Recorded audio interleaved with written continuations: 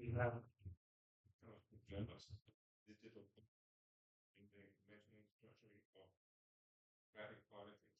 Very, very. And I imagine all of us have questions about this. And then we have a marvelous group back. Quayle, Miki, Kashtan, and Selene Aswell, the global material gift, the direct material gift economy. Okay.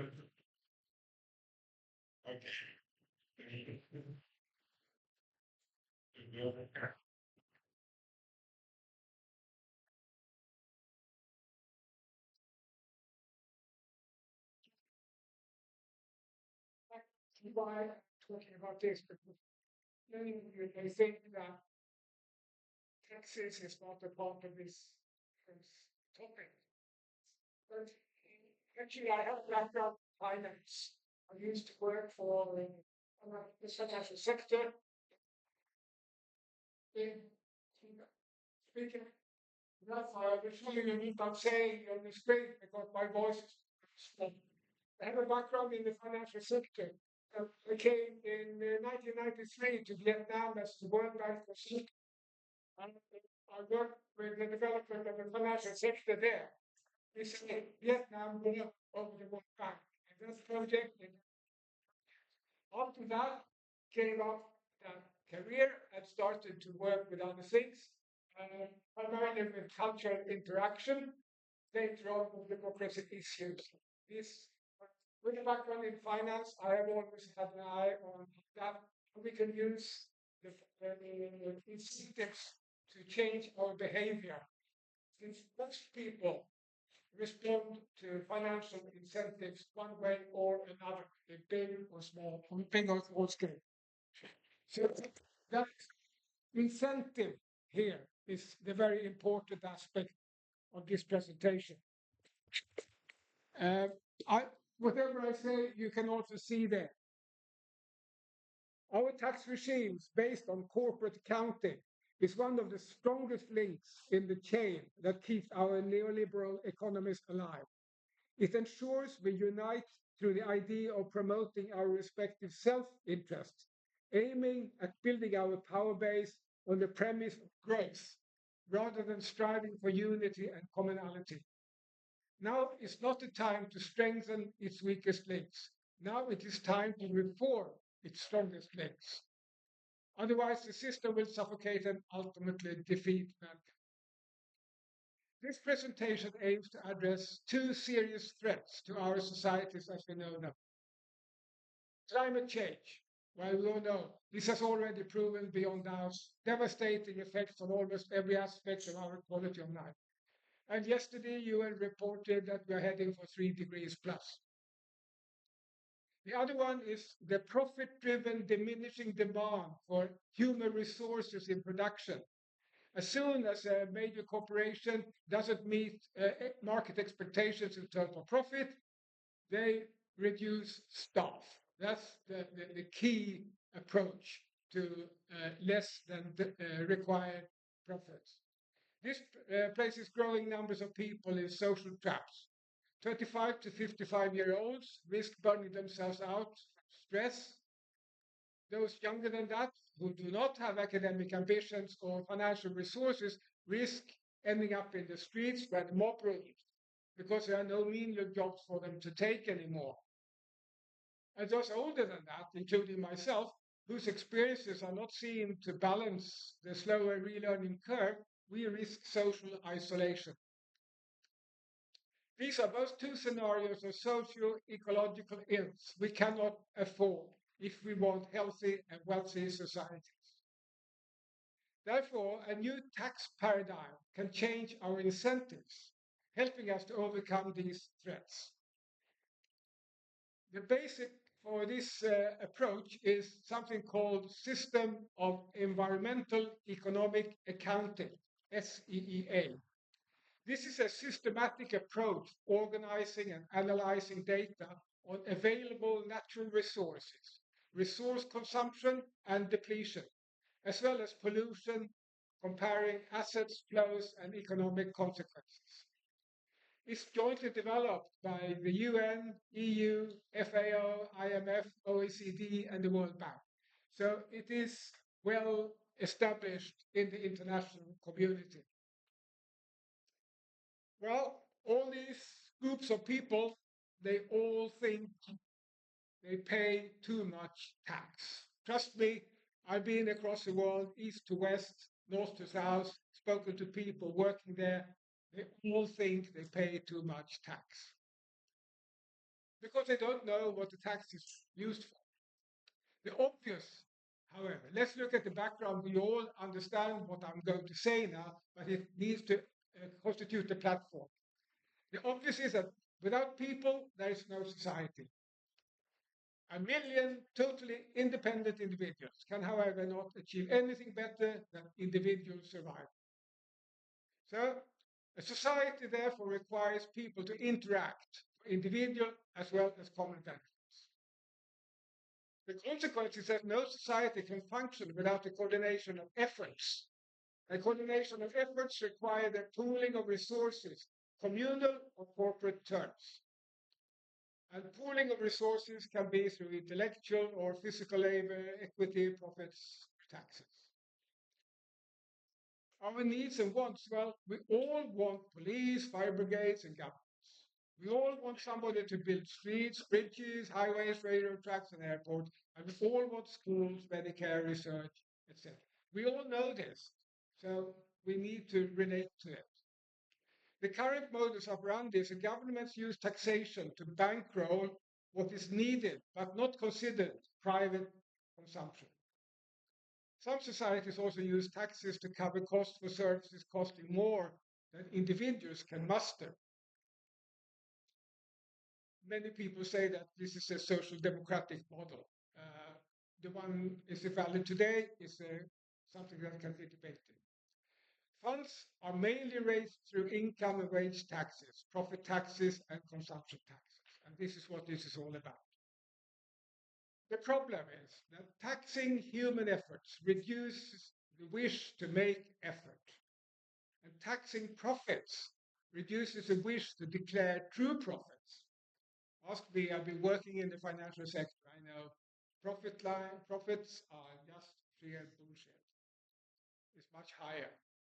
Taxing sustainable and unsustainable consumption, the same makes the former more expensive, since investing in sustainable processes and technology costs more than keep using what is already there. The alternative that I'm going to talk about is to have no income or wage taxes, to have no corporate profit taxes, but to have a strong variation of consumption taxes, where the use of sustainable resources result in lower taxes and the use of unsustainable resources result in higher or even very much higher taxes. The concern here is which resources are truly sustainable, and how can societies compensate for the loss of income, wage, and profit taxes? And how can a totally new taxation paradigm be built around consumption alone? The key to this is consumption always reduces existing stock. So we have to align and link corporate accounting to national accounting and focus both on the consumption and regeneration of stock. Then we have to expand both national and corporate accounting to also include natural and human resources held and consumed, both in terms of quantity and quality. And this is not done today. Why should we focus on stock? Well, land, natural resources, inhabitants, skills, knowledge, health, social structures, infrastructure, financial strength, etc., can all be defined as assets. The lack of natural resources, lack of skills or knowledge, poor health, social dysfunctions, lack of infrastructure and financial resources, or debt can all be defined as liabilities. Let's look at natural resources. Natural resources can be defined as scarce, or renewable, sustainable, etc., or their opposites. Resource-rich countries are far from always seen as rich, as natural resources are not accounted for until exploited, exported, or imported by some independent agents. Accounting for still unexploited natural resources would make countries like DRC or Indonesia rich in terms of their national accounts asset value. It would also set a price for exploitation, where the right to at all exploit it would have to equal its asset value, and the actual exploitation itself would need to compensate society for the lost opportunity to do so itself in the future, both charged as taxes. So organizations exploiting natural resources will now pay more, plus import duties, if any, for exploiting them than they do today, but will instead not pay any profit tax for what they earn from refining them.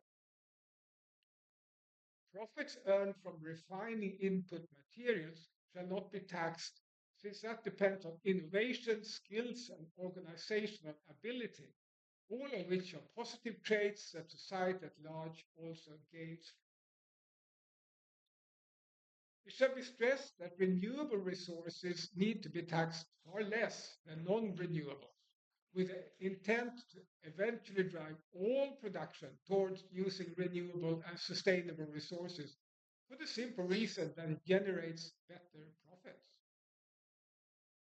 The overall tax burden is not meant to increase nor necessarily to decrease, but profit vary depending on which input materials are used and how. The overall benefits with this is hence threefold. GDP poor but resource rich nations can boost their national balance sheets. Resource rich societies can earn direct income from allocating natural resources to third parties. And corporate entities can choose more or less, but all equally taxed input materials and compete with innovation and skills tax-free profit. If we look at human resources, well, no people means no society. Healthy and educated people can achieve more than unhealthy and uneducated people can do. Both national and corporate accounts would therefore need to add new asset headings, reporting on its population's human resources, age structure, educational level, and health. If any tax subject contribute to improve this asset line, a tax credit shall be given. If any tax subject contributes to worsen this asset line, a tax charge shall be imposed. As conditions vary, societies decide themselves how to define, interpret, and transparently report on how improve and worsen shall be assessed. It can, however, be assumed that age pyramid, average educational level, professional skills profile, working hours, sick leave, as well as the happiness score can all be components for a typical EU nation's asset line. All for-profit and non-profit organizations are then obliged to account for all and any such components. If, for instance, experience and full employment are seen to improve this asset line, organizations that employ larger workforces, train them better, and keep them longer will have tax deductions, while those who do not enjoy such tax deductions. Organizations minimizing having high staff turnover and or avoid investing in training will in this scenario have higher taxes. Doing so, society can, by giving tax incentives to organizations, save on tax-funded spending on social benefits to those unemployed people with reduced capacity, those lacking necessary skills, or people otherwise forced into early retirement. Organizations will in turn be encouraged to spend more on its human resources, actively contributing to the society's overall health and wealth. In return for not paying wage taxes and staff not paying income taxes, meaning the companies will pay far less for staff hours. A tax for machine use will have to be implemented. Every machine used instead of a human in any line of product or service generation shall, instead of taxing the human resource, be taxed by the hour.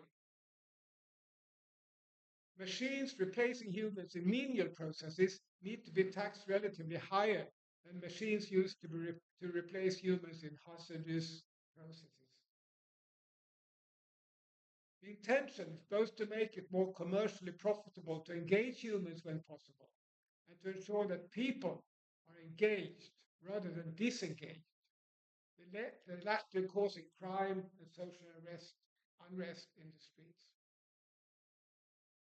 By encouraging organizations to engage and train as many people as possible, the natural accounts human resources asset worth will also increase due to linked accounting, in turn making the nations recognized as healthier and wealthier societies.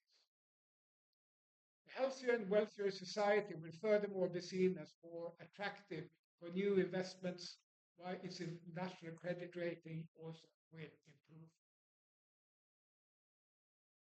Products regarding the retail consumption, products and services qualified as environmentally friendly, considering both human and non-human resources, non-polluting or resource need, shall have lower VAT rates. Although these may exceed today's VAT rates, it is assumed that those that do not qualify as such are appointed far higher rates. Yes? Finish. Just to say that we need to have some technical solutions to this. We need to use blockchain accounting, smart contracts, Internet of Things, and direct debit. Since we cannot, I have to finish, we have to just go to the summary. But the basic idea with this new approach to taxation is to not only use taxation to bankrupt society, but also to encourage taxpayers to act in ways that benefit society at large, also in the longer term. The overall tax burden is not meant to increase or necessarily to decrease. So we have to finish there. Thank you.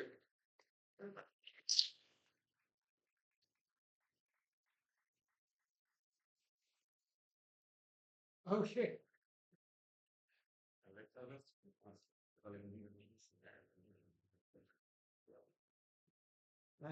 Hello, welcome to Athens and Athens School. My talk today will be around the digital realm, and I will share some thoughts about our part of existence in the digital dimension.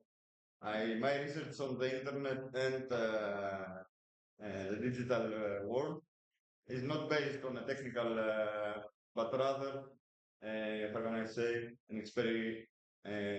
a place of experience. I'm talking as a user. So,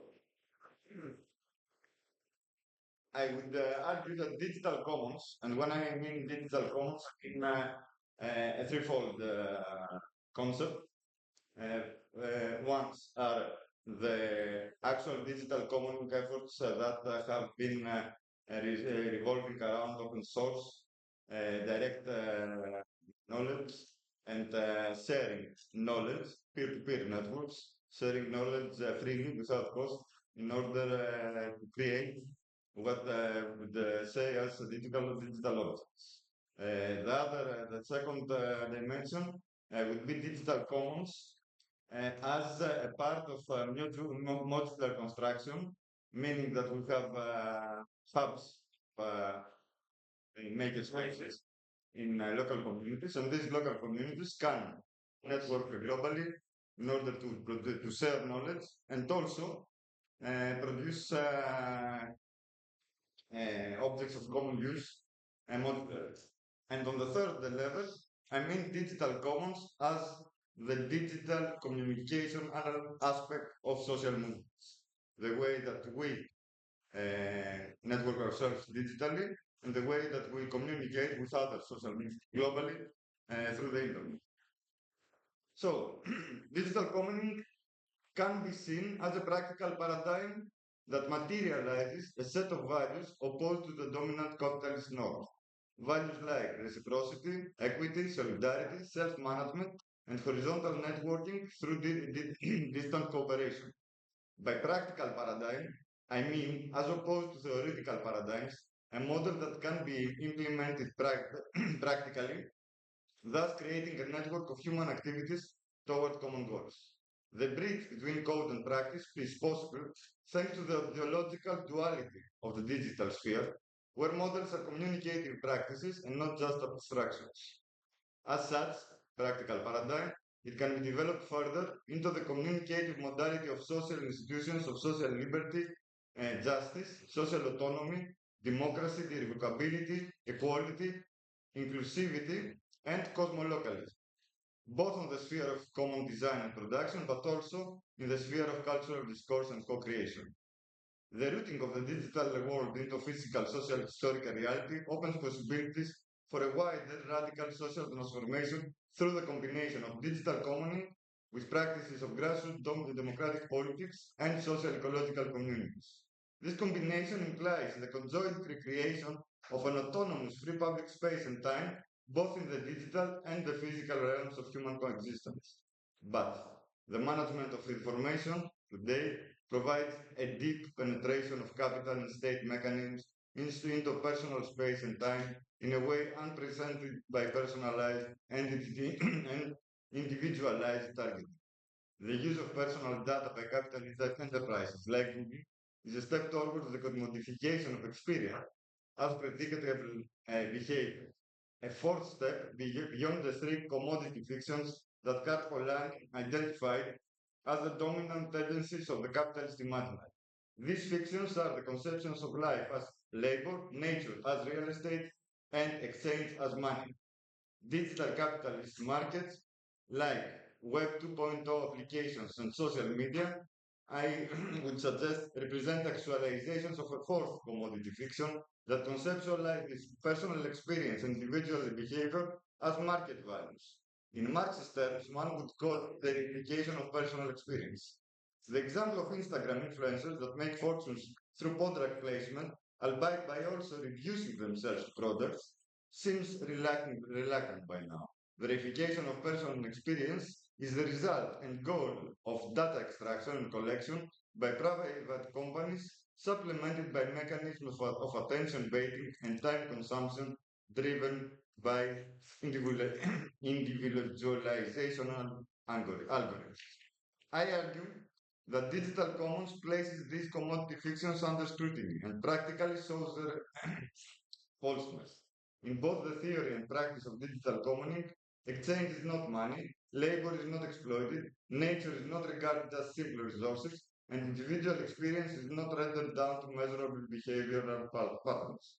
If considered in a threefold context, together with direct democracy and social ecology, digital commoning provides the frame of a different social imaginary that conceives social temporality as an open, horizontal, and egalitarian network of specific individuals and politically responsible citizens.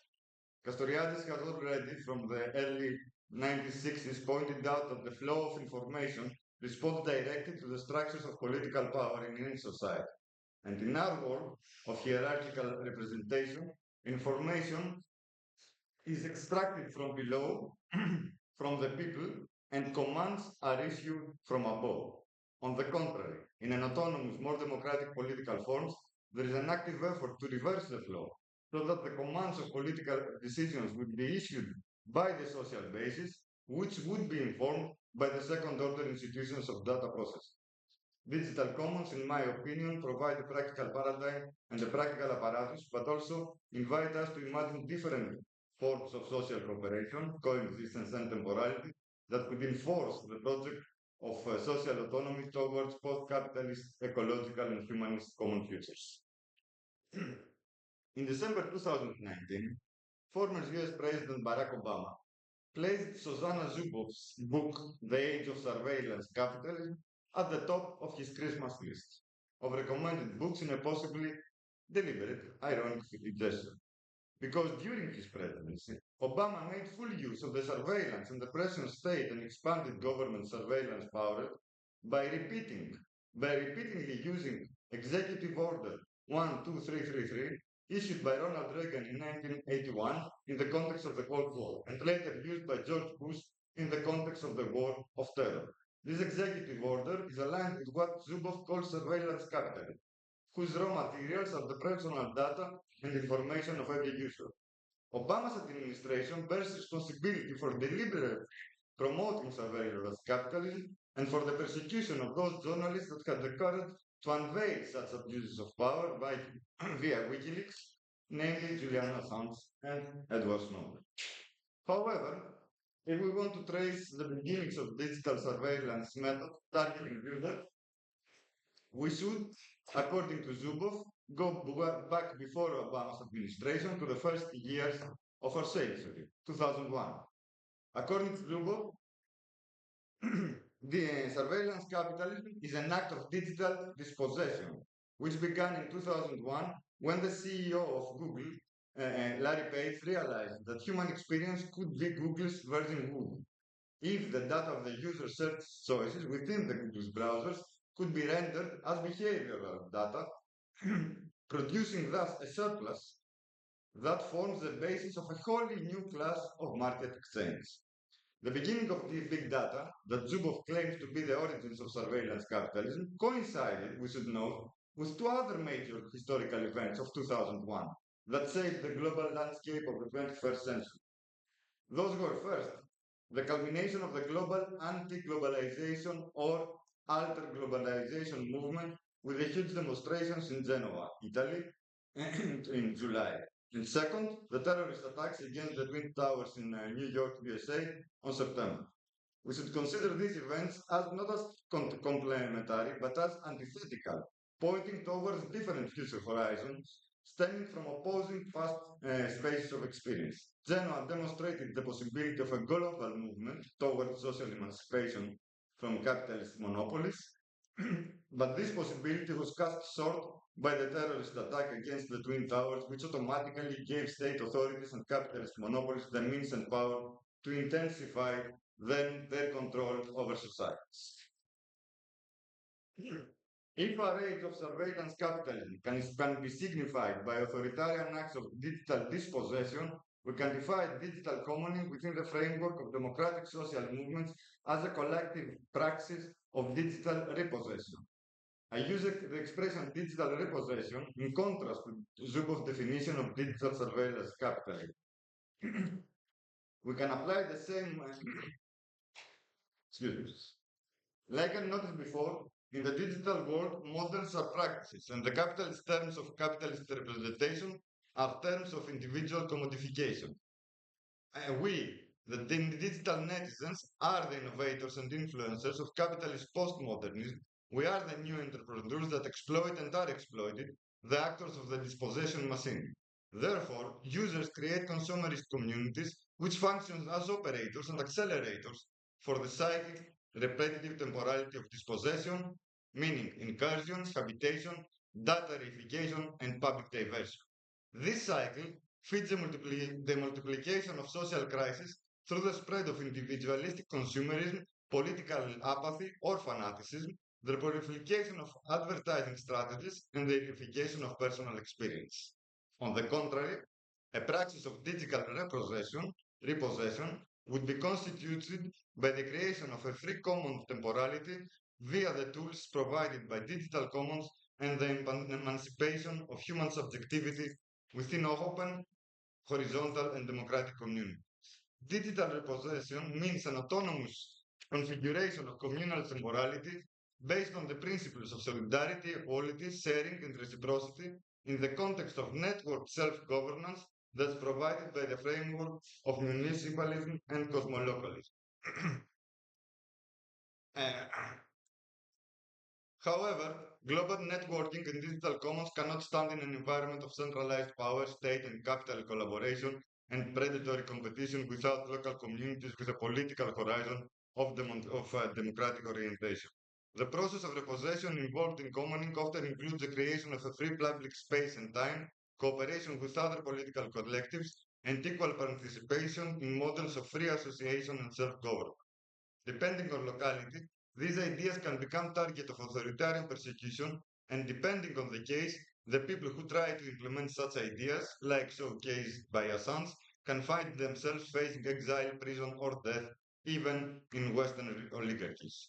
And while digital networking technologies provide potential root tools for decentralization and knowledge dissemination, we need to establish direct democracy by creating the free public space and time to invest digital communication with a truly liberating content from the outset. Democracy is not communication. The internet is the best proof of it. It can be used as a means of online communication for a better coordination of information, but it does not create politics merely as information flow without the corresponding political actions. Collective political action transforms the real society and turn simple information into a meaningful message. And the transformation of the world requires the total friction with the world, the direct interaction of the subject in their actual co-presence, the gesture that gives flesh and substance. The emancipation of the digital world implies the autonomy of society. Thus, the digital, in turn, becomes a mode of interaction within the social historical field that has always been the field of human action. Thank you very much.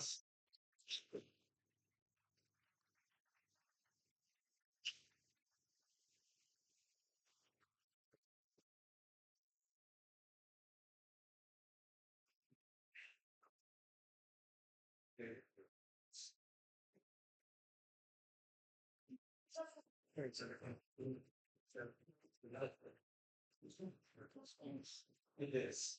Thank you.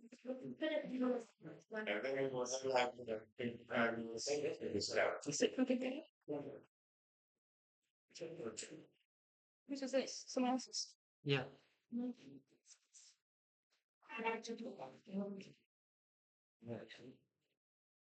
If we have a problem with the screen, it's better to actually keep it kind of Ah, bit like that. yeah. Maybe reducing this.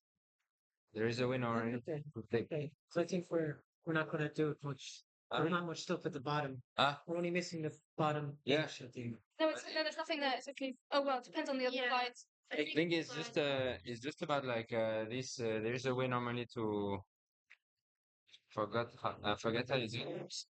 But I think Wait, that's you can click this to be smaller. Yeah, no, maybe. How is it again? Yeah. but I'm not sure we want it smaller. That's the thing. What? I'm not sure we want it smaller. Okay, so Oh, Just if we quit that thing, it will go up normally, you know? um, because we're looking at you the just get into the slide. Yeah, it's in How do we? Where is this? actually because Oh, you also put I it mean Wait, Yeah. we are using Google Slides. If it's PowerPoint, it's okay. then Look, we can just do like So just go into F5. or reduce it just a bit. This is what it looks like. Yeah, like, Ah, Yeah. Fine. Same. okay, Are you gonna go through the slides for us? I can do that. I can do the next slide. okay. where is it? Yes, can you it's okay, I'll do it. I start. Yeah, Okay, let's start.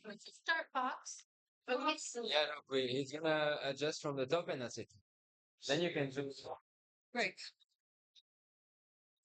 If you don't mind, that's perfect. Yeah. You know? Estaba preguntando si vais a hablar en español o en inglés, pero parece que vais a hablar en inglés, ¿no? Yo hablo español, pero ella no. Pero, ¿de dónde sois? Pensaba que sois de España. No, Ah, no. vivimos en España. Ah, vivís en ¿Podemos España. hablar después? Porque ahora Ok, estamos por presentando. supuesto. Un momento. Sí. Stand my Okay. If that's okay with you, Miki. Es que criminalism. Okay, and here's our clock. We have 17 minutes. Okay, so welcome. Welcome to our presentation. Can you hear me at the back? Give me a wave if you can hear me at the back. Yeah, okay, thanks, Clarissa. Okay, so we are Emma, Miki, and Selene, and we're from a primarily online community called the Nonviolent Global Liberation Community. We're now starting to create communities that are physical as well. We've been going for 7 years, since 2017, and we're putting a lot of the principles that we're hearing here in the social ecology movement into practice, and experimenting with our daily lives, with how this stuff actually plays out on the ground. So we're coming and speaking from that experience right now, and we're like super excited to share with you, because it's not often, maybe this is even the first time that we've actually done this and like come and shared with a group. So here we are. You're our first audience. We are excited. Thank you. And this picture here is our like kind of, it's not our logo as such, it's a, well, anyway, this is an important image for us, and it represents the globe, and you can see all of the like networks across it, and it's representing the vision that we have of creating a huge network of communities across the globe that are linked with systems for all different systems like resource flow, information flow, etc., conflict globally, and we are experimenting with systems that we believe that are actually scalable.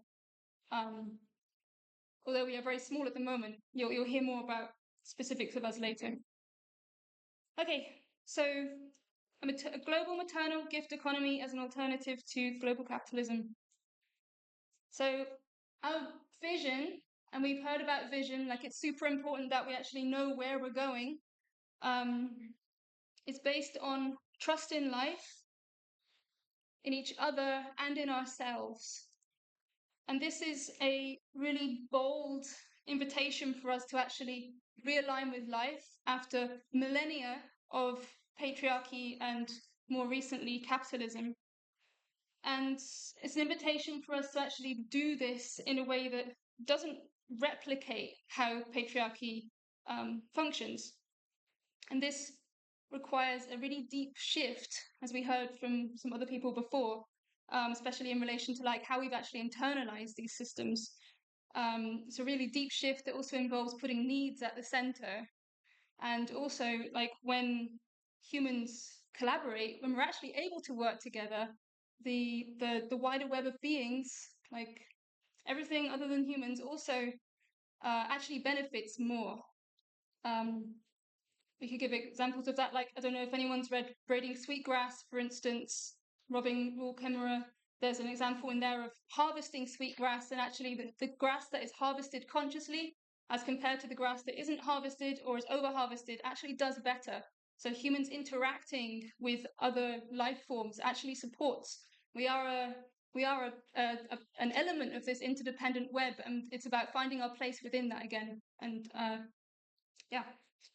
And so an important way of getting to that is questioning patriarchy's underlying narratives. So if we believe that there isn't actually enough, that we live with like scarce resources rather than that we're just on a finite planet, if we believe that we can't actually solve problems together, and that we can't like do mutual influencing through dialogue, or that if we believe that violence is inevitable, these are not ways of viewing life that are going to take us towards something different that actually supports life. So we're questioning these underlying narratives. And we're basing this, our work is based on an orientation of restoring our biological evolutionary makeup. And there are three primary sources, researchers, people who have that we're basing this on.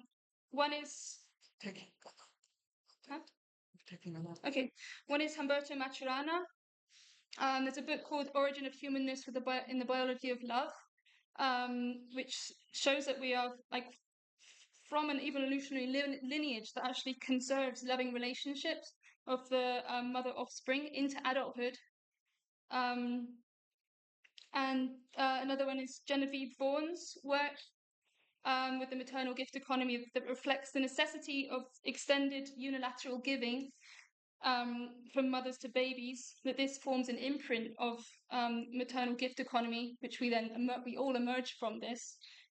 And the third is Maria Gimbutas's work, the archaeologist who painted a picture of the past which matches what European colonizers often documented at first contact. So like peaceful, egalitarian, collaborative societies. So we're basing everything that we're doing on this understanding that this is our evolutionary makeup. Passing to Miki. Thank you. So, because we want to shift out of using patriarchal means, we are also not wanting to use patriarchal means in relation to patriarchy. So instead of smashing the patriarchy or anything like this, we want to actually integrate with what exists and works rather than just try to destroy things. So, for example, a lot of people have heard about the gift economy and they say, yeah, but that's gone, it's over. Now we have exchange. The reality is that exchange continues to use the gift economy, except it's gone underground, it's invisible, and it's no longer voluntary. And I want to give three examples. One is the gift of care work, especially the unpaid variety that of mothering the next generation, or what Marx was calling reproductive labor. The second is the gift that all workers in the world give to their employers of the value of what the employers can sell the stuff for minus what the workers get. That difference is an involuntary gift from workers. And the third is the involuntary gift of the wider web of life, all the things that are extracted from other forms of life and from Gaia herself without any relationship or interaction or consent. All these are gifts that continue. They're just capitalism in particular is parasitic on them. So the integration is to undo the parasitic thing and restore the gift economy that is still there and continues. Another thing is that we do not need new technologies. There's already a whole host of technologies that are available. It's just the political will and the collective capacity to make decisions to shift how we orient to the resources and to the technologies that exist. I'm not going to say all the things that are in the notes. All of it is in the paper, everything that we're saying and more. But I will highlight that the idea of making things for everyone is really making things work for everyone is deep so that we don't have the new bad guys. Like there's always some group that is othered, and the next group that is othered is going to be those who are now the ones that are othering others. Don't want to do that. I just finished writing an article about envisioning a nonviolent response to war, and tomorrow we're planning to bring a few copies of that. The idea of it is you don't need arms in order to end war. You need a lot of collective will, but you don't need arms. So there's a principle that I want to highlight, and the principle is very rigorous and very difficult, which is that whatever transitional thing we're doing, we want to make it work both for the currently powerful and for the currently powerless. because for different reasons, if you don't make it work for this or that group, it won't actually happen. It's not going to be possible. But that it's too much to get into why. And then there's the question of what does it actually look like? And in a bit, we'll give you an example of using ourselves as a case study. But I want to also illustrate another example, which is a few years ago, there was a foundation in Sweden that announced a global competition for global governance models.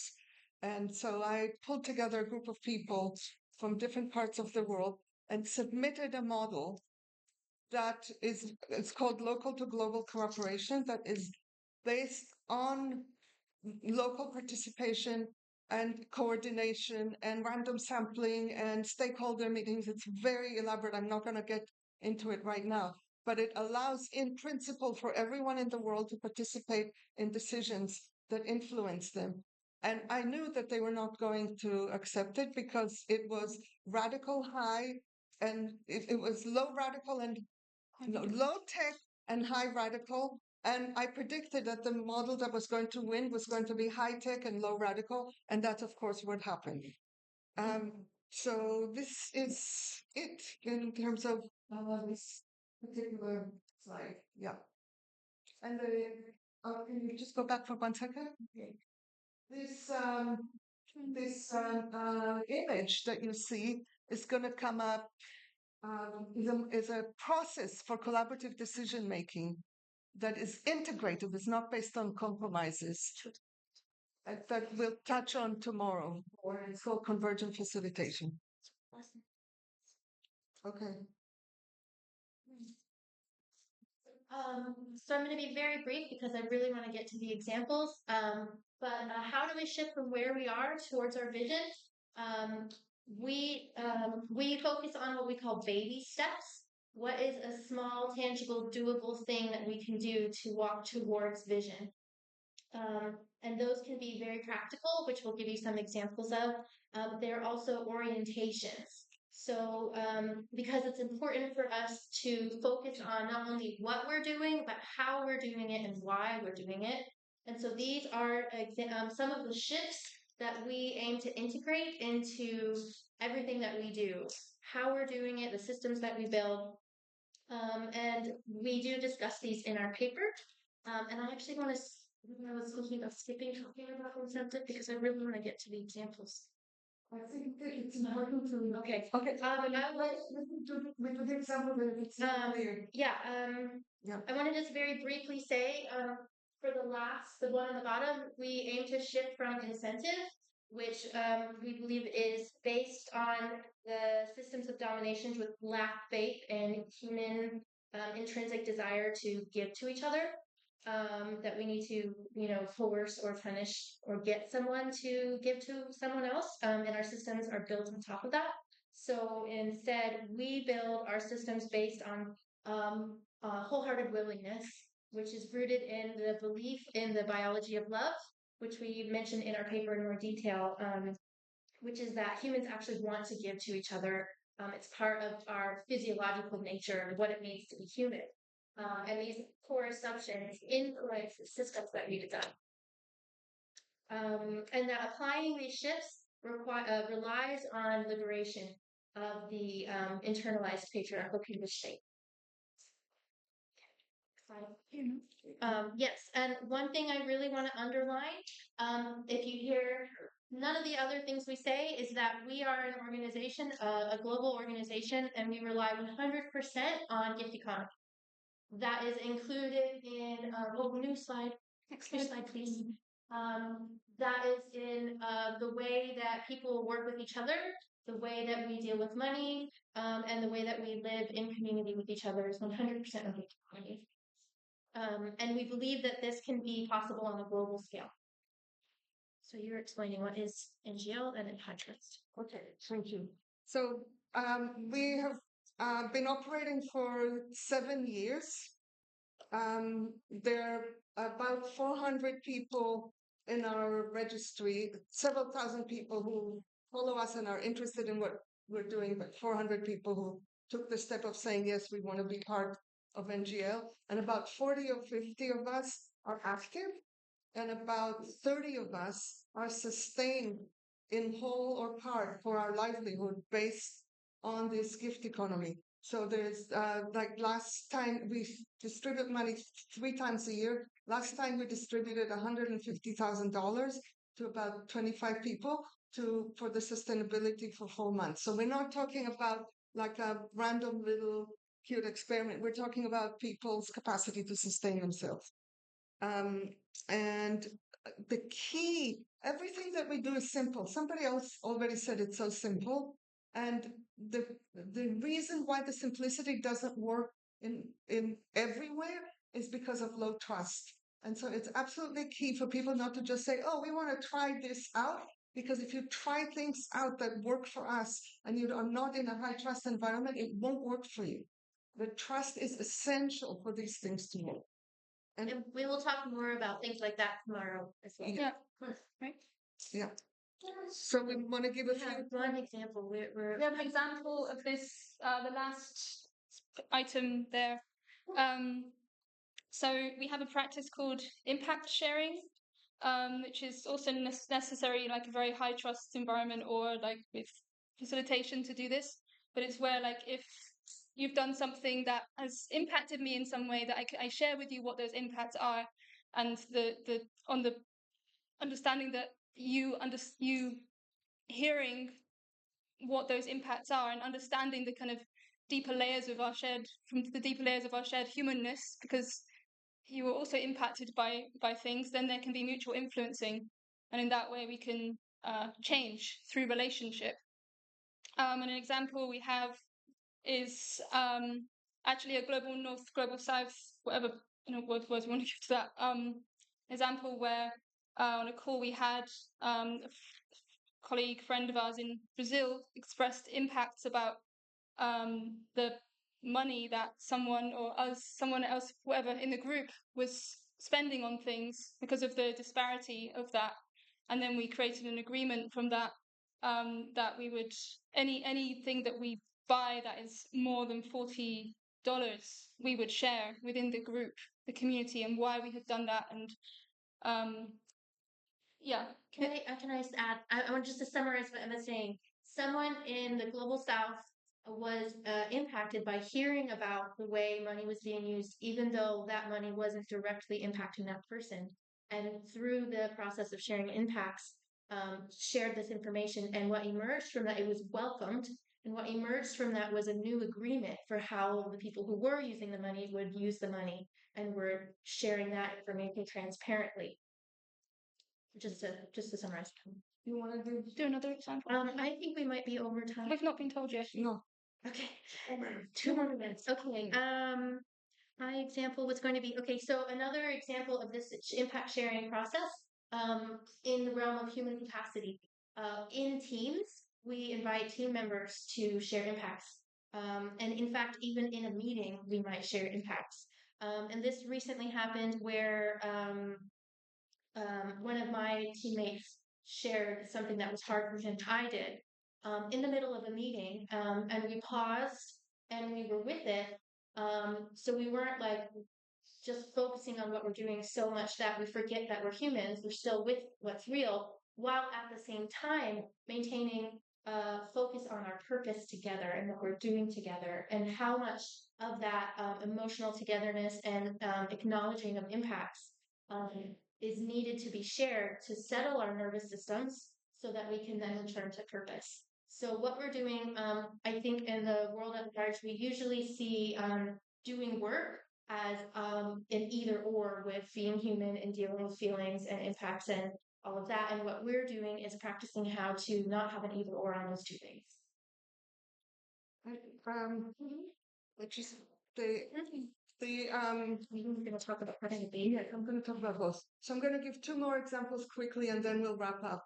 One is that everything that we do is transparent and shared with everyone within the community who wants to see it, including all the deliberations about money. Who is going to be invited to make a request and why? Any kind of feedback that exists. Everybody's description of what their needs are and why they need the amount of money that they need, the decisions that are made by representatives about who is going to get how much money, all of that is recorded. It's all on Zoom because we are online. So it's recorded and it's available to everyone within the community. And even when we reach out to the mailing list to ask for money, we share with them the specific information about individuals and circumstances. So that's one example. And then one example of a failure, because I think failures are particularly important. There was we aim to deprivatize decisions about personal matters. It's work in progress. It's moving, but it's work in progress. There was a moment in which there was a couple that decided to have a baby, and a bunch of us came together and made a strong recommendation for them not to have the baby because we believe that the conditions for supporting that baby in the way that we want to relate to children are not going to be in place, and it will be very impactful for the baby and for them and for the community as a whole. They didn't follow our recommendation. They had the baby. And so now what is happening is the baby is a community baby, even though the decision was not to do that. And as we predicted, there isn't actually enough capacity to care for that baby in the way that we want to. Still, this baby is getting a much more communal life than most babies do. But we got so much learning from that failure. Like everybody has learned from it, and we now have an amazing little human being that we all love. Yeah, that's it. So many examples. And do we want to say that we want it to be available tonight at 8? Oh, yeah. Yes, we want to do an experiential activity. And we have been trying to get a room for it because it doesn't fit within this, but we would like, if it's possible, to set up a room to kind of like give people a feel for what this could be. We would love to do that. I would like to see how many of you would come if it was possible. It would be at 8 p.m. before the movie. Okay. Okay, so I don't know if it's possible, but hopefully before the end of the day we can tell you. And if not, we'll try again tomorrow and do tomorrow at 8 if not. Thank you.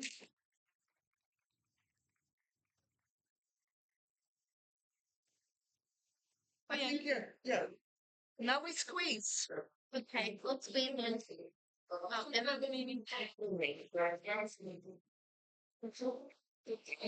We have 25 minutes.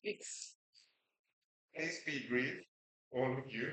Questions asked and answered. I have questions too. Wait, where are the others? Where are About the gift that you like. You know, the month that Raise your voice, I can barely hear. that's on, that's the difference, and so on, is more giving, you know, so that the whole primitive society, the middle of the way, and they saw names for leader. Role that's gifts giving process. So it kind of contains into its theories. Okay, So do you have any connection with how you kind of no, there is there are two different theories about the gift economy. To make it simple, one theory is within the patriarchal mindset that then implies that through gift giving you gain status. So it reinscribes the gift economy on existing relationships. And there's the other paradigm that sees the gift economy as essential to human living. Think about this. All of us are here because someone gave to us unilaterally without expecting anything back. If that didn't happen, we wouldn't be here. And that's the basis of what it means to be human, is that relationship. We require unilateral receiving and we function in unilateral giving. So this whole idea of building status and all of that, at least I'm not a primary researcher, so I can't answer at that level. But I know that that is an interpretation, and there are other interpretations. my only kind of little thought might be that you know in the gift point there is some sort of still a it's which your kind of project, in a way, is very, in a way, exciting. But at the meantime, in the capitalist transactional relationship is still, based on the same kind of expectation. So how do you differentiate? Because even the gift is creating that expectation between the people. Yeah. I'd like to respond if that's Yes. okay. We focus on, I just want to acknowledge that what you're saying is our lived experience. I used to work as a barista, and I would observe every day so many people come with their friend for coffee, and they would fight over who would pay for the coffee. And this was really actually painful for me. I wanted to say, your friend wants to give you a gift, just receive it. And so so I want to say that what you're saying is our lived experience. But I would say that what we want to get across is that the maternal gift economy is an undercurrent that is within human culture. A mother gives to their child and doesn't expect the child to earn it or deserve it or give back anything. But the child does give back. The child gives back joy, a smile, delight. And so Genevieve Vaughn talks about this as unilateral turn taking. I'm taking my turn giving to you, and I'm receiving. And you're taking your turn receiving, and then I eventually take my turn receiving what you give. But it's not quite exchange, but it's difficult for us to conceive of it as not being exchange because we're so used to exchange. So the easiest way I can say is think of a baby. Miss Padden said that gift column, the gift. I think people can't hear you. So just speak louder.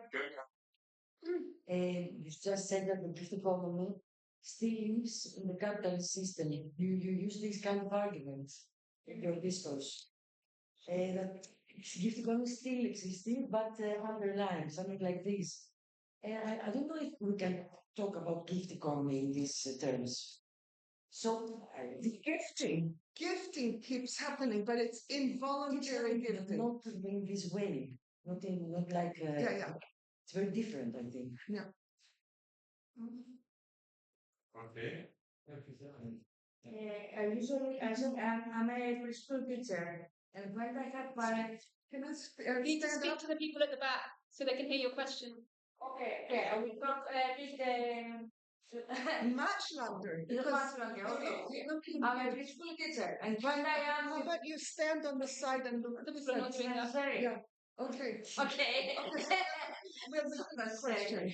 I'm a preschool teacher. When I work with parents and kids, what I'm doing about gifting is make them stand in couples, not always with their children.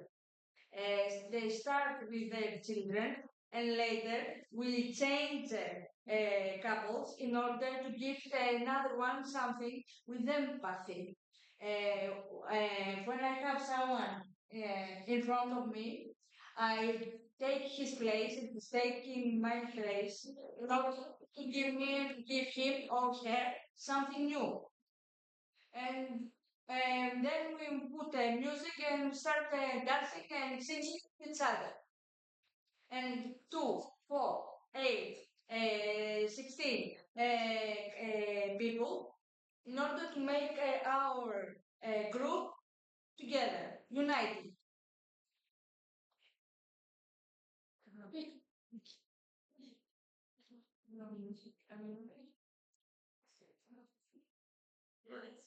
There are methods of accounting within your gift giving economy.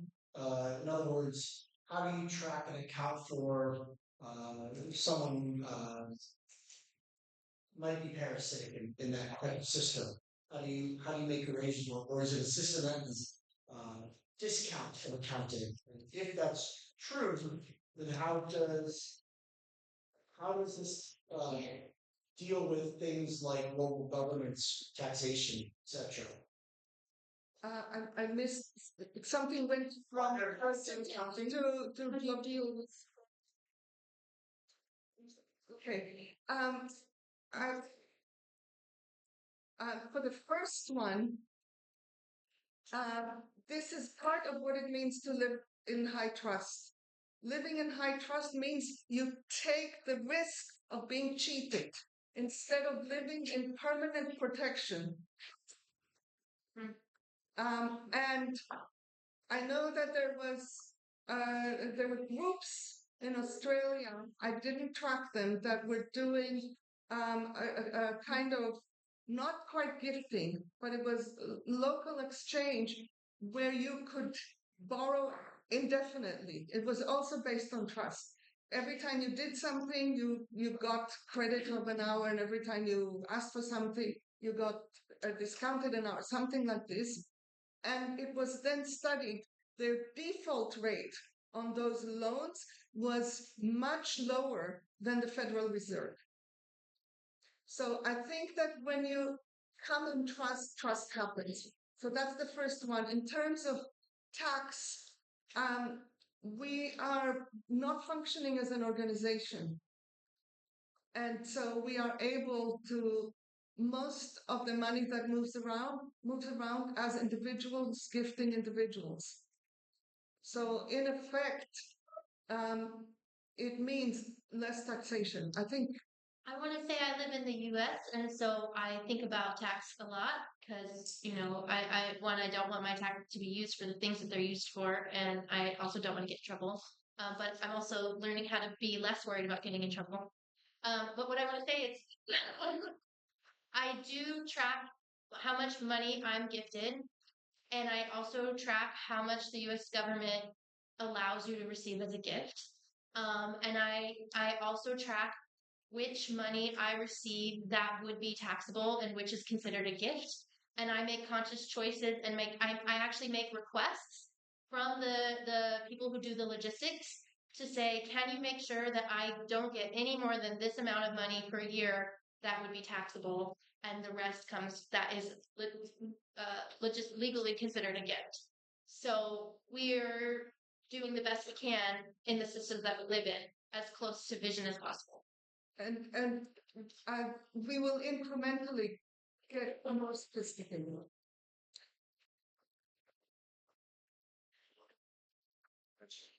I want to say two things on Olsen's speakers. Then we can discuss if you want to continue because it seems very interesting. The first thing has to do with Thomas. Thomas, I want to read what you wrote. It's very interesting.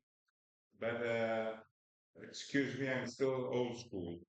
The accumulation of capital continues and at a greater pace. For example, Apple and Google now are creating these automotive mobile. They move on their own. Already 30 people have been killed, for those who don't know about it. And they're spending millions or maybe billions of dollars. Of course, AI is a very fast pace. By the way, I'm working for AI myself, and I know exactly, but as a worker, not as a scientist or something like that. So even if an attempt was made to stop or to reverse the taxation, this would be like a signal that a class war is going to emerge. Capitalists and the states, and of course neoliberalism as a whole, does not want that. That's the first question. The second question for Alexandros, we always have a disagreement on what is producing this digital world. Are we workers or are we not workers? Today, hearing his speech, I think we are both. It's complicated. I would say, like I said earlier on in the day, it's dialectic. It needs a lot of conversation. And a third one is about the gift. I don't think that the maternal gift will overturn the world, but it does one good thing. It makes us think. That's the first thing. The second, it attempts to erode the culture that is produced by capitalism. But let's not get carried away. Everything has limits. Even our own thought has limits. So it is good, but we must know up to which point the maternal gift attempt, your project, is working and where there are issues. I heard some people asking questions, very interesting questions. That's all. I don't know if you want to answer, and we can continue if you want for like 10, 15 more minutes. Just check. Was that the question was that you wanted to hear where we're struggling? The question is, you're doing something. Is it changing the world really, or is it just making it an ugly world just a little bit more beautiful?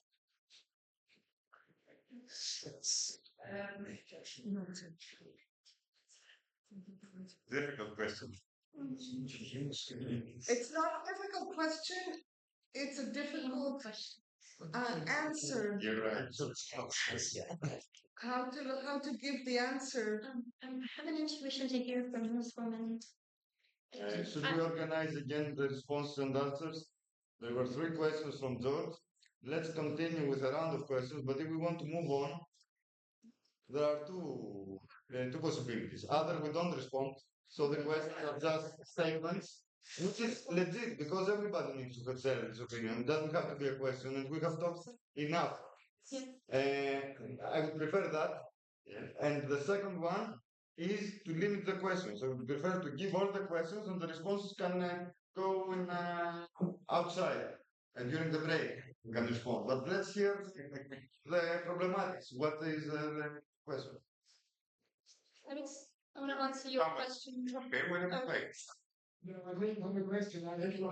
Exact answer. I want to answer your question. Yeah. Answer, because of course your question is quite relevant in a way. It's kind of resultant. I spent my life trying to find solutions to problems. I think that all of us here, they want to live a world that we have today in one way or another. I know from experience, I'm 70 years old, I've been through a lot of different ups and downs here and there and everywhere. And I know that you can't change other people. People can only change themselves. And they need to do that from in the conviction that they need to do it. Therefore, we need to have solutions to problems that block this change. And once you open up the route for change, then you can actually experience change. And it can be something that is seemingly irrelevant, makes the whole thing open up for a flow of new action and new thinking. And I have been working for many years to find a number of issues that I think are blocking our process of change away from the neoliberal world that we have today. Because I agree with all of you that that is fatal for us. So we have to find what can unblock the processes. And I think, in my view, the tax system is one, and the democracy, the parliamentarian democracy, which I will talk about on Sunday, is a difference. These two things, unless we can change that, neoliberalism will survive, whatever we say here, whatever we want here, because it has an immense power over our societies. Total control of what we do and say. So we can have all good ideas, but unless we help these, I think, keys to the change, process of change, we will just sit here forevermore and talk about 150 million things. That's why. With free is the way you start. Sorry? With free is when you start from saying. Sorry, with what? If we make a dialogue in every response, it would be. Yes. From my point of view, I just talked about taxation. One is here, parliamentarian democracy, representing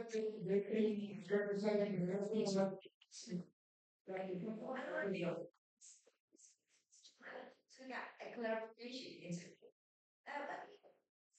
That's it's a non-violent non-liberation that we don't need R.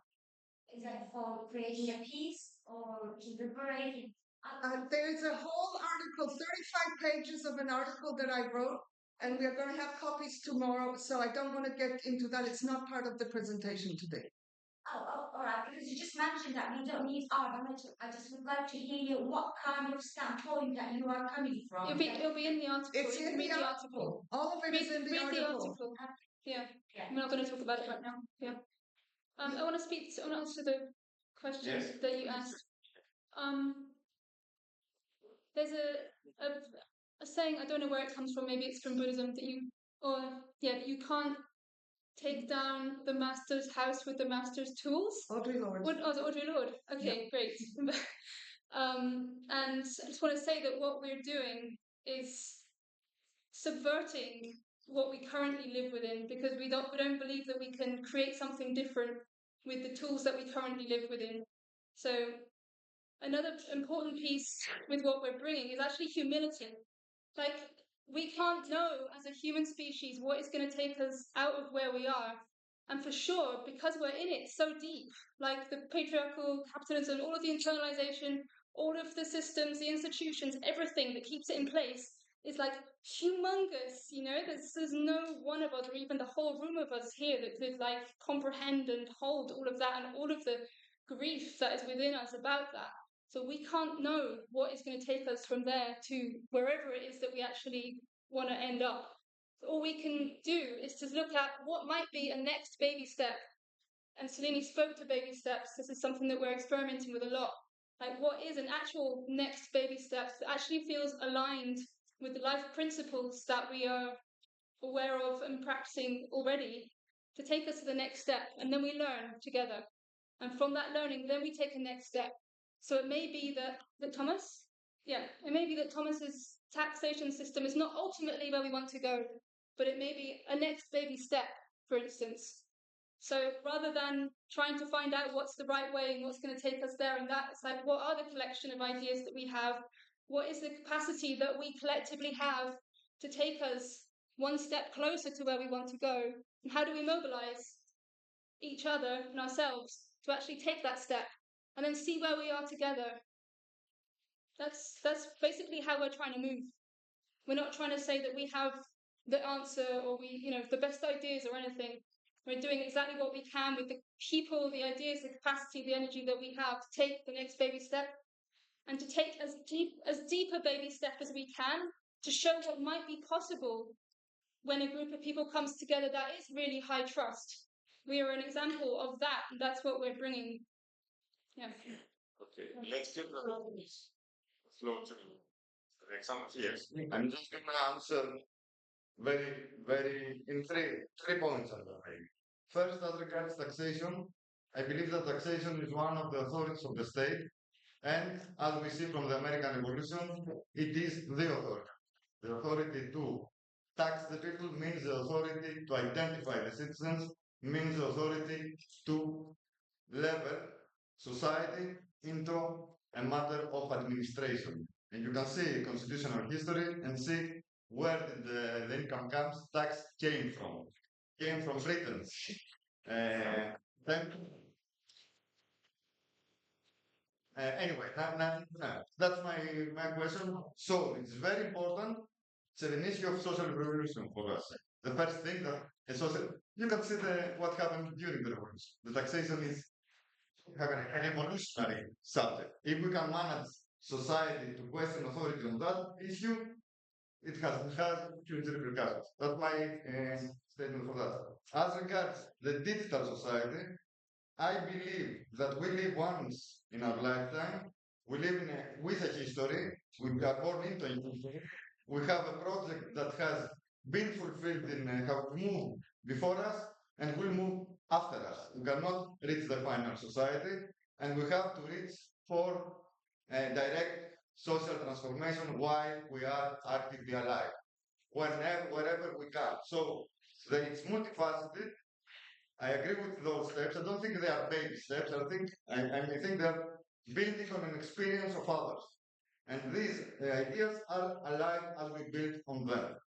So that's why I believe that's my point today, that it is necessary to try to imagine these ideas as regards our digital representation, our digital realm, and the fact there are digital monopolies over our data that would not be attainable in other realms of economy.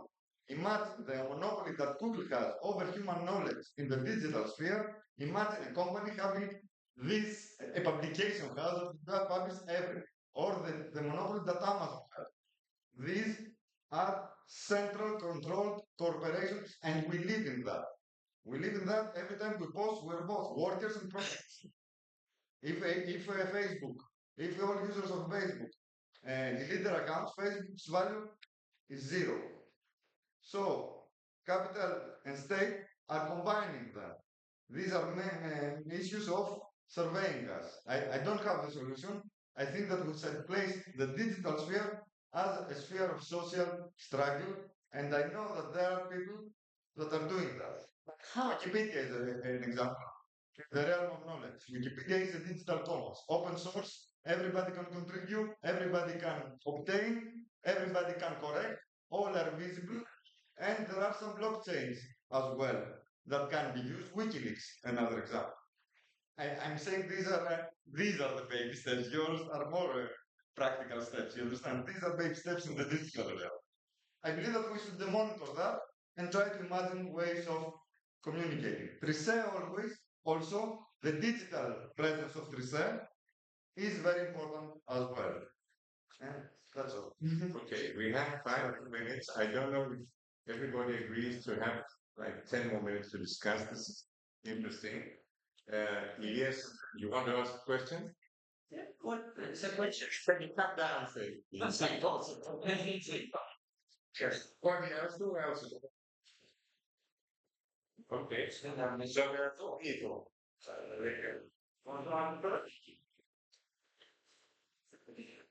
Thank you. Yes, wait. Lady behind.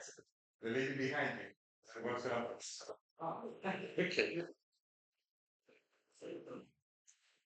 Bit louder.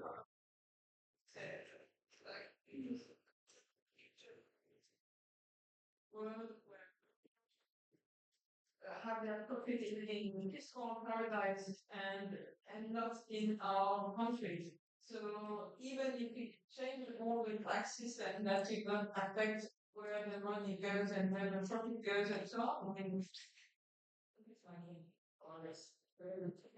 Taxation. Also, proposed 10 years ago, the other entity taxation.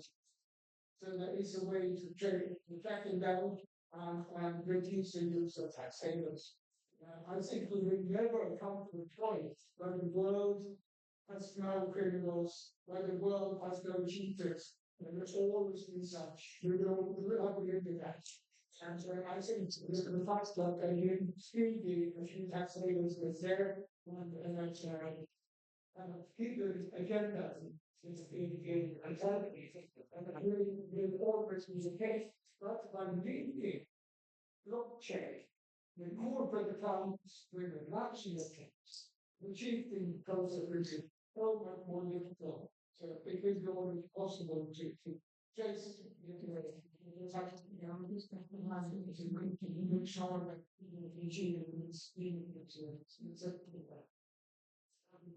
the document is very important. The lead scheme is the corporate, the country, and the not the salary is farmer. So that is an opportunity for them. What is the Okay. Yes. Yes, that's kind of. So this is kind of a question of someone.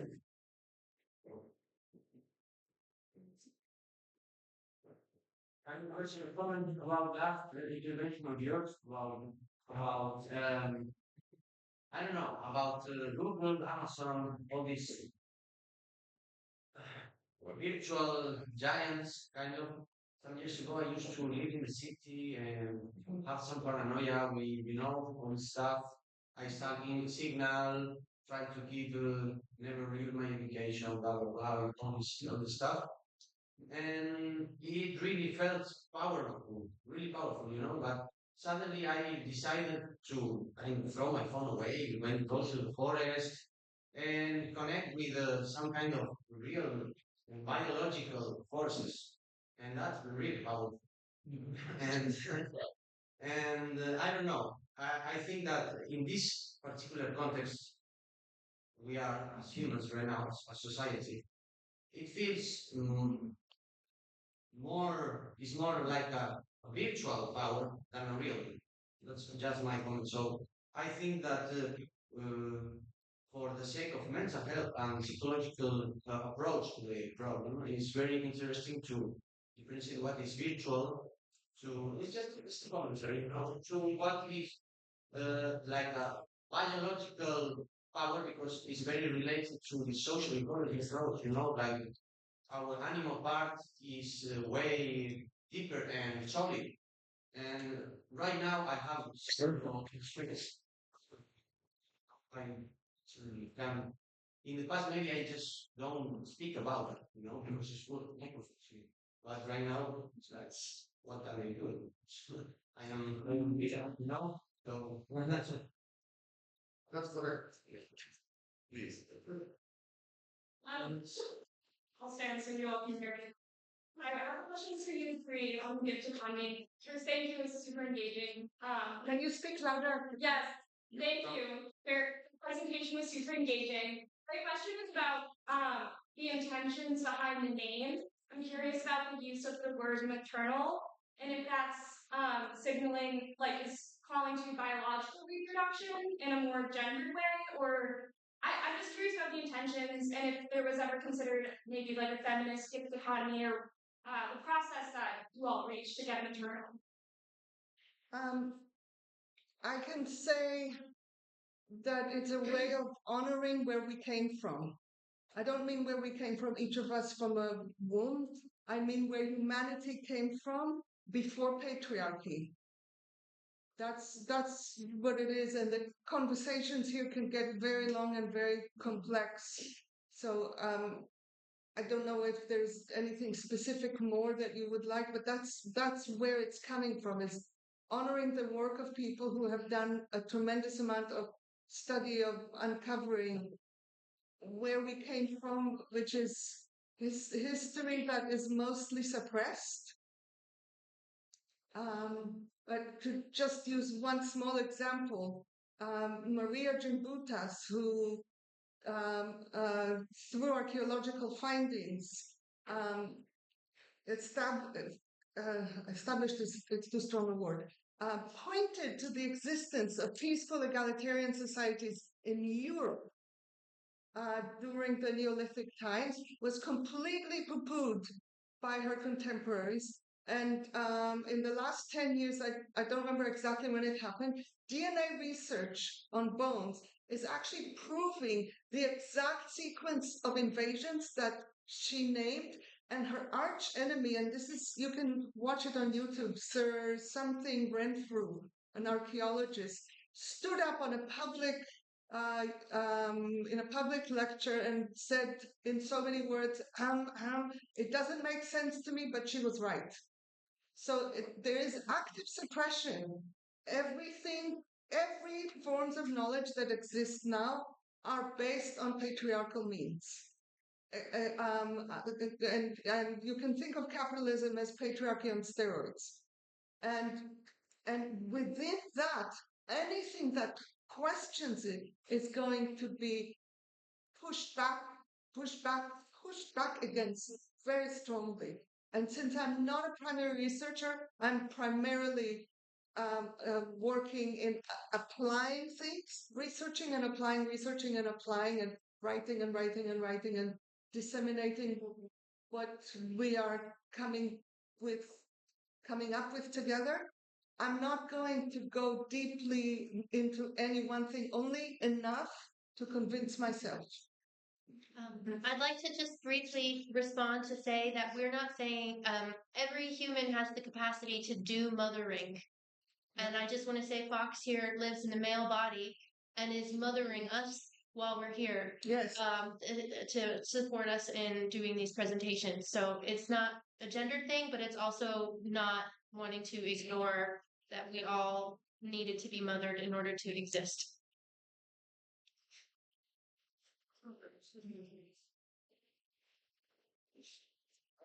I have a question for Thomas. Tax system. Um, it sounds good in many ways, but I'm also concerned about the amount of bureaucracy it takes to see if the all the to have an oversight of all these tax systems. There's so many details for different products, I think different taxes, and I can imagine that it takes a lot of state oversight to like see if people are not cheating with this system. So, and to me, it sounds like that will require even more like centralized power to control this tax systems and more um, time spent on controlling people do this right. Yeah, if it makes sense. Yeah, that's what my concern about this tax system is. I would like to first of all, in order to understand the flows, it's already understood with this area that I have used. This is a basic accounting system that is totally dissimilar to the rest of Africa. That is available where you can see all the natural resources, the flows, the fuels, the depletion, all of it, how the but it's only used for analytical purposes by specialists. So the rest of us have no idea about what it says. And it's not used to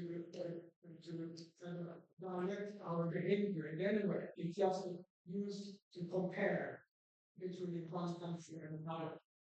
But it's used by more than 190 countries in the world, one way before another. So it's a basic system to build on, I suppose. The other one is that cryptocurrency is exactly what we're talking about. Here we're talking about crypto accounting. Because cryptocurrency is doing its own job by just existing the way it is has been programmed. And there's no government involved. I think Guatemala introduced crypto as a national currency, but for the rest of the world, it's just something that runs alongside the national currencies. So it doesn't mean it once in place, it doesn't need a lot of kind of interaction at all. And to the contrary, it means much less persuasion. The only thing that was needed is for representative audience, the company that they don't run parallel show. That one thing is already happened, and it's not going to be an extra work. So I would predict that once in place, a system like this would require much less administration from the government side than the current system, which is the current system is based on manual, let me say, cheating in the books. I mean, I have been a controller myself. I've been a managing director. I've been a board member. Said, know how to create these accounts to serve our own purposes. But if it is done this way, with this kind of controlled, free program accounting system, then it's impossible. That's not cryptocurrency. You cannot create a system unless you are a programmer who knows how to very code. So I don't think it will require more work. I think it requires less.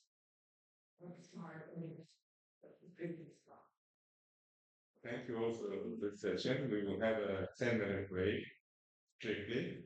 And